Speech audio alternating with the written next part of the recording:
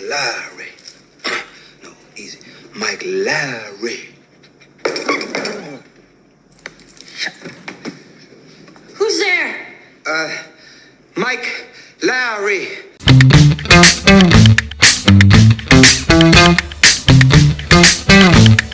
So well done to the Stormers in Ulster for putting on a thriller and a show for those who love rugby and for those who's following the United Rugby Championship. In my preview of this game, I mentioned there that if the Stormers does not win this game against Ulster, I don't see them going too far in the Rugby Championship. But oh boy, it was a very good game, even though the Irish fans might see it as controversial, but it is what it is. So the last time when Dwayne Vermeulen played for the Stormers, he sported a full head of hair. But I enjoyed Dwayne Vermeulen. I enjoyed the guy being back in Cape Town, playing against the Stormers, his old team. And I think this was basically almost like a passing on of the torch to someone like Evan van Zyl, even though I think the Blue Bull supporters might disagree because Ulrich Low is another beast. And so I would like to start with this review to go into the stats of the game, to see what the numbers say about this game, and then we can have a conversation and see what we can discuss. Alright, so obviously both teams, they scored 2 tries. Possession was totally dominated by Ulster. I think that Cooney had a brilliant game. Mike Lowry had an excellent game, but I will come to each player's contribution and the impact in the game later in the video. But Ulster, they dominated possession with 63%, with the Stormers 37%. Clean breaks, the Stormers had 2 clean breaks. So those 2 clean breaks came from Zas, which was basically the creation of the 2 tries the Stormers scored. So the Stormers has beaten 6 defenders, while Ulster, they managed to beat 15 defenders, which was telling in this game. Offloads, the Stormers had 7 offloads, Ulster, they had 5 offloads. Territory, we have the Stormers playing most of this game in their own half. They had 33% of the territory, Ulster 37%. Number of tackles, we see the Stormers made a huge number of tackles compared to Ulster. Tackles missed, obviously with Ulster having the majority of possession, the Stormers, they made more tackles. And the tackle success, both teams, they were pretty good with the tackle success, with the Stormers with 89% and Ulster 90%. And turnovers won, the Stormers won 7 turnovers and Ulster, they won 3 turnovers. And I think this is where a player like Dion Fourie came in. He was a beast in the breakdown and in the thick of things. So the players that stood out, I would say, in a way, if you look at the numbers, we had Mandy Libbok scoring the most points, 13 for himself for the Stormers. John Cooney, which I think he had a brilliant game. He controlled territory. The king game of John Cooney was excellent. Zas, he scored a try with more successful carries. Evan Roos, he had 6 successful carries. Luke Marshall 4 clean breaks. This was the clean breaks I spoke about, where Zas has 2, Mike Lowry 1, Evan Roos, defenders beaten. He's beaten 3 defenders, which is the most of the Stormers delegation. Mike Lowry beat 6 defenders. And obviously, like I said, Mike Lowry had an excellent game. He made 122 meters in this game, and this was the tactical approach that Ulster used, not just to kick the ball away, but actually to take the ball up and to control possession in that particular way. Warwick Gelant had 2 turnovers, Alan Connor 1. The stats is actually very interesting. Okay, so guys, I do read the comments. When people comment on my videos, I do read the comments and I try to respond to every comment possibly where I can.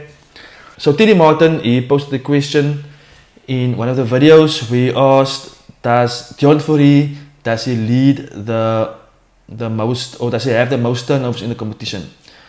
So the answer to Terry's question is that.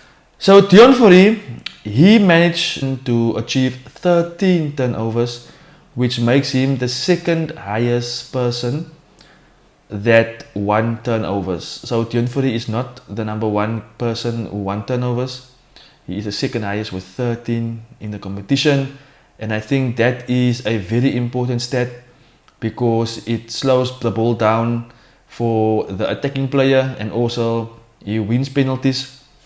Now talking about penalties, this weekend Dion Fourie, he gave away a few penalties, and automatically I thought to myself, okay, Dion Fourie, the way he plays, he attracts lots of penalties. But when I looked into the stats, I actually saw that thus far in the competition, Dion Fourie, he conceded only 9 penalties, and he is the 32nd highest player to concede penalties. So yeah, I think Dion Fourie is a great asset to the Stormers cause, and he had an important role to play in the game on Saturday against Ulster. Lionel Zast. I foresee that this guy will probably get some sort of offer from an overseas club in France or in a Premiership or in Japan, because yeah, he's in very good form. He previously I viewed him as an average club player, but I think the way he's playing currently for the Stormers, he is in excellent form, and I love the way he's actually playing at the moment. In light of the fact that the Stormers, we lost Edwin van der Merwe. Edwin van der Merwe was having a brilliant season at the Lions, and Zas had to step up. Okay, so I just want to look into a little bit more deeper into the attacking stats of the Stormers and Ulster in this game. So what I picked up is that Mike Lowry, he had an excellent game Saturday. The guy made 119 meters. He made 17 runs. The way Ulster played was for me very interesting in the fact that they didn't just kick ball away aimlessly. When the Stormers kicked the ball to Ulster, Mike Lowry was the guy that took the ball up, or we gave a pass to a loose forward, but he was the one to take play up around about the halfway line where Ulster still had possession. The Stormers, on the other hand, they tried desperately to get out of their half with the kicking, and it actually didn't help much. And personally, I wanted actually the Stormers, especially Warren Galant, to actually take the ball up more the way Mike Lowry did it. I think the Stormers plays a power game, and they play a game with speed and power. And I wanted to see the Stormers actually do that more, where a guy like Galant take the ball up, who's actually nice and big and strong for a fullback. But it didn't happen that often because obviously the Stormers, they were starved of possession and they were struggling with territory. But I think Mike Lowry had an excellent game. Cooney had an excellent game, and during this game I actually have a more respectful view of Ulster, and the Ulster fans can be very proud of their team. So I noticed something very peculiar in this game, and I don't know if I'm the only person that noticed this. But for me, guys like Mike Lowry, for example, and I think other backline players of Ulster, whenever they attacked the ball, or the Stormers, when the Stormers hit them with tackles, these guys, they tend to lower their level in the tackle, which caused guys like Diamani. I think Diamani got 2 penalties for doing this, high tackling. Sanakla got a penalty for high tackling. And in those instances, the players, they lowered their level in the tackle, which caused the defender to either hit him on the neck area or in the head area. And through that, Ulster won a couple of penalties, which caused them to actually om te boer in die Stormers helfte. So that caused Ulster to actually remain in the Stormers half. So I don't know if this was a tactic from Ulster. If this was a tactic from Ulster, it's actually a very good tactic. However, if it is so, I'm not saying it's so, I'm saying if it is so, they're actually abusing the strictness that's going on currently in rugby, where players gets penalized for high tackles. So I hope it's not a tactic, I hope it's coincidence, but I think the fact that the players they go down in the tackle as the defender hit, I think that is something that the URC or whoever must look into, because it's dangerous for the player attacking, and also I see it as being very unfair for the defender. So yeah, I think guys, comment. I don't know if you guys have noticed that. You can feel to comment. Let's have a discussion on this. What do you guys think on this particular matter? Then there was the controversial matter of this game. It was the disallowed try from Ulster in the 78th minute. So in my personal opinion, it's obvious that the player lost the ball. The question is, did Dayamani or Pokomela, I don't know what it was, I can't remember, did the player hit the ball with his, did the player hit the ball out of the hand of the attacking Ulster player, or did the Ulster player lose the ball, or did the defender hit the hand of the attacking player and he lost the ball? I think that's a question, but I think all of us agree that the try was not scored. I think the fact of the matter was that was the scrum supposed to be an Ulster scrum or a Stormer scrum? I think that was the question.